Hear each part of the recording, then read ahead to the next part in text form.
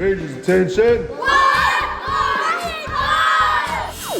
Then he took his staff in his hand, and he chose for himself 5 smooth stones from the brook, and put them in a shepherd's bag, in a pouch which he had, and his sling was in his hand, and he drew near the Philistines. Now we all know the story of David. He started off as a shepherd boy and became king of Israel. We even know the biggest victory he's ever had, which was fighting against Goliath. David practiced the Royal Ranger motto, which was ready for anything. And it was one blue point that he made sure that he practiced in the time of battle. That blue point was being alert. A Royal Ranger always has to be alert. So the Philistines met the Israelites in the middle of the battlefield, and they came with an agreement.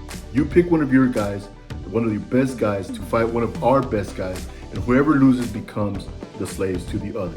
The Israelites were like, you know what? That sounds like a good idea. Why? Because when they saw the army looked like this.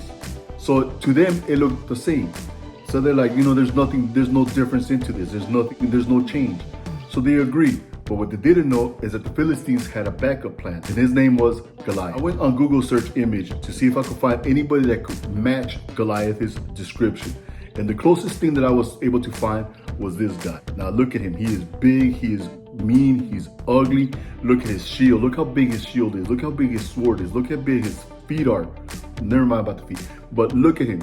He is huge. For 40 days straight, Goliath just constantly laughed and challenged him. And the Israelites didn't do nothing. Then one day, as we know the story goes, David went to go take some food to his brothers. He heard what the Goliath was saying. And David got mad. So David went up to King Saul and said, hey, you know what? I'll fight the guy. When David stepped out to go fight, he didn't see the army of the Philistines like this anymore. When he went out, he saw the army of the Philistines looking like this. Now look at all those guys. There are 5 giants right there. Why? Because the Bible states Goliath had 4 brothers. David only knew how to fight one way, and that was with a slingshot. So what did David do? David went to the brook. And like a Bible reference says in 1 Samuel 17:40, that he went to the brook. He went to a little pond, a little river, and he picked up 5 stones. He swung his sling, he shot the rock, and it hit him in the head. Now he has 4 stones left. With those 4 stones, he was alert and he was ready for anything. How? If in case his brothers decided to attack.